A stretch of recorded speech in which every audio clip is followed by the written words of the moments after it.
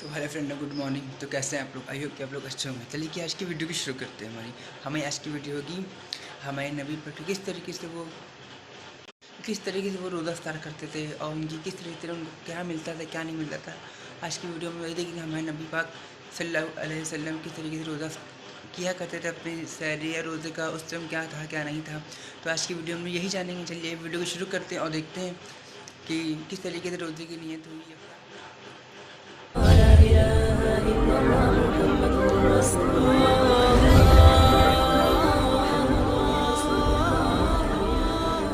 अस्सलामु अलैकुम प्यारे दोस्तों। अल्लाह के प्यारे नबी हज़रत मोहम्मद मुस्तफ़ा सल्लल्लाहु ताला अलैहि वसल्लम ने अपनी हयात ज़िंदगी में 9 रमज़ान देखे हैं, यानी कि 9 रमज़ान गुजारे हैं।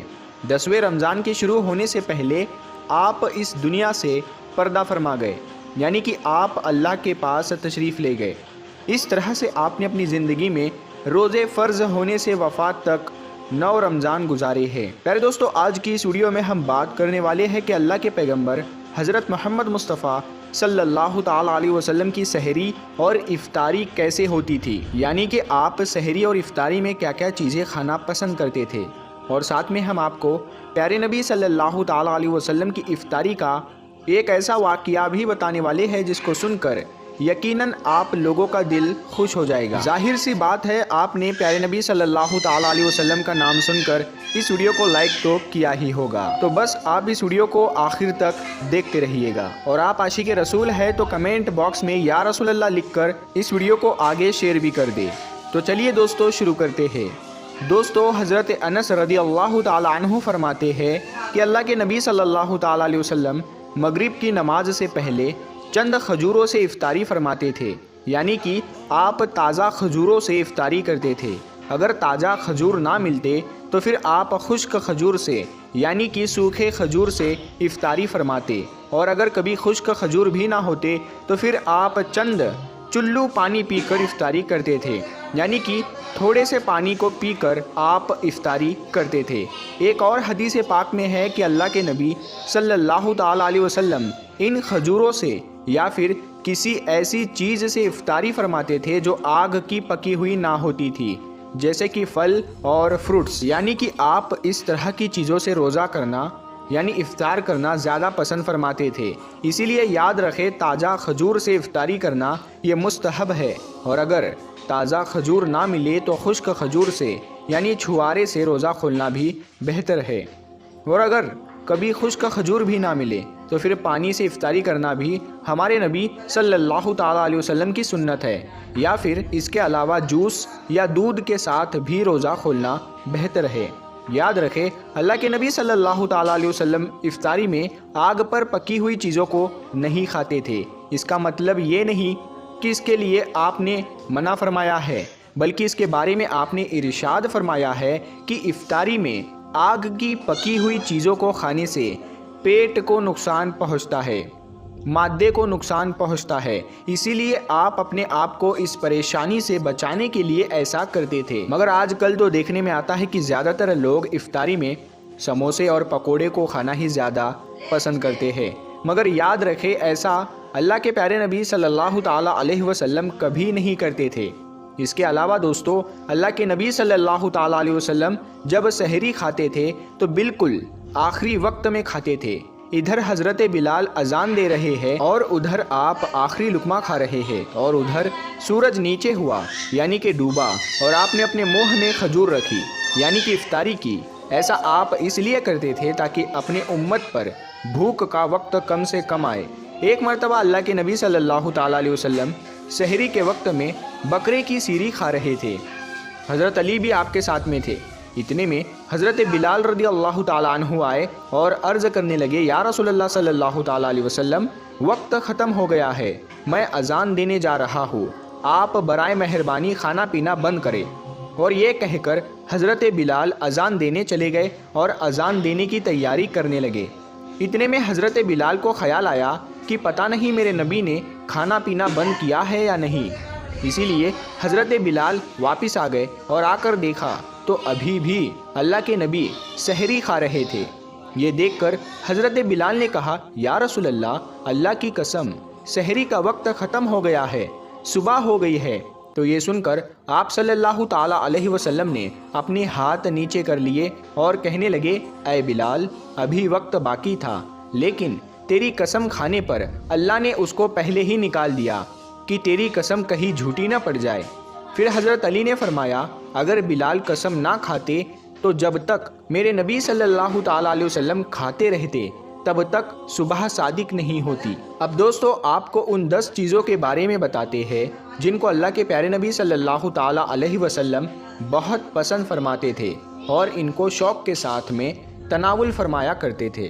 یاد رکھیں، اللہ کے پیارے نبی صلی اللہ تعالیٰ علیہ وسلم کا کھانا پینا بڑا ہی سادہ تھا۔ شہد، جیتون کا تیل، کدو تو آپ بڑے شوق سے کھاتے تھے۔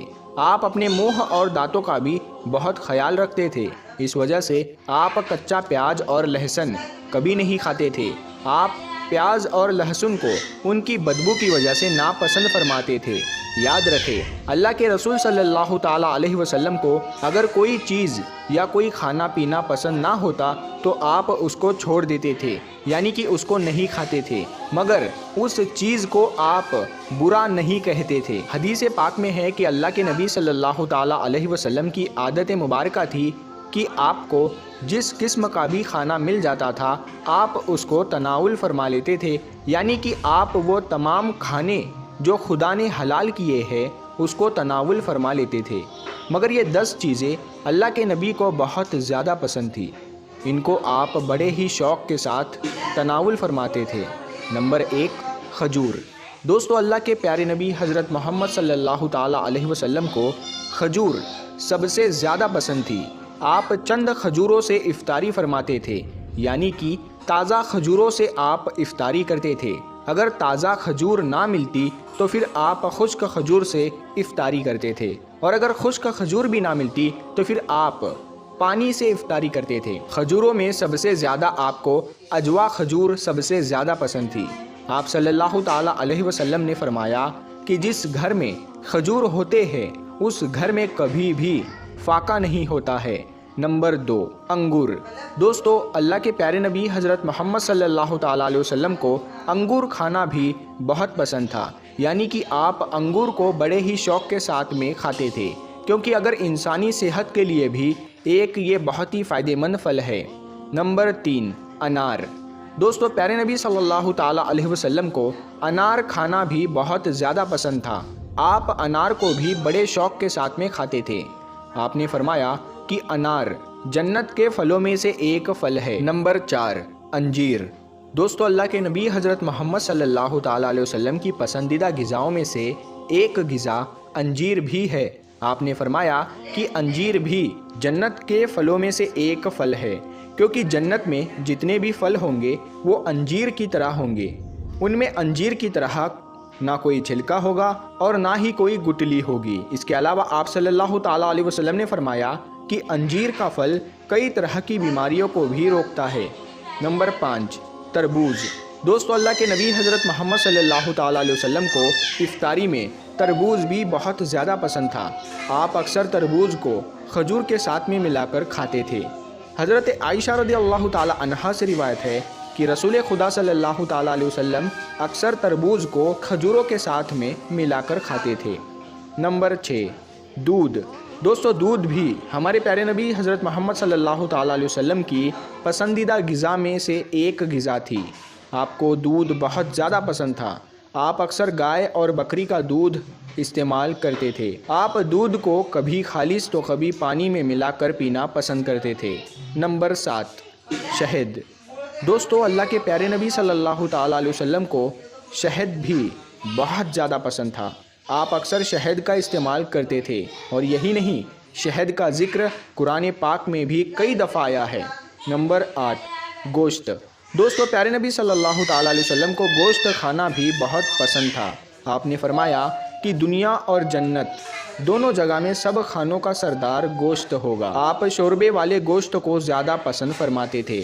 حدیث پاک میں آیا ہے کہ اللہ کے پیارے نبی شوربے والا اور بھنے ہوئے گوشت کو زیادہ شوق سے تناول فرماتے تھے۔ آپ کو بکرا اور بکری، دمبا اور اونٹ کا گوشت سب سے زیادہ پسند تھا۔ نمبر 9، جو کی روٹی۔ دوستو، اللہ کے نبی حضرت محمد صلی اللہ تعالیٰ علیہ وسلم کو جو کی روٹی بھی بہت زیادہ پسند تھی۔ آپ اکثر جو کی روٹی کھانا پسند کرتے تھے اور بغیر چھانے ہوئے آٹے کی موٹی روٹی تناول فرماتے تھے۔ نمبر 10، چاول۔ دوستو، پیارے نبی صلی اللہ تعالیٰ علیہ وسلم کو چاول کھانا بھی بہت زیادہ پسند تھا۔ آپ چاول کو بھی بڑے شوق کے ساتھ میں کھاتے تھے۔ آپ صلی اللہ تعالیٰ علیہ وسلم نے فرمایا کہ اللہ نے چاول کے دانوں میں بہت برکت رکھی ہوئی ہے۔ تو پیارے دوستو، ہم امید کرتے ہیں اور یہ یقین کرتے ہیں کہ آپ کو یہ ویڈیو بے حد پسند آئی ہے۔ تو آپ نے ویڈیو میں دیکھا کس طریقے سے ہمارے نبی پاک نے روزہ کھولا ہے اور کس طرح سے اس ٹائم کیا تھا کیا نہیں تھا، آپ نے ویڈیو میں دیکھا ہے۔ تو ویڈیو جیسی بھی لگی ویڈیو کو لائک شیئر کمنٹ اور چینل کو سبسکرائب کرنا بالکل نہ بھولیے کہ میں آپ کے لیے ایسے بہت سی ویڈیو لاتے رہوں گا۔ آج کے اتنا ہی، ملتے ہیں اگلی ویڈیو۔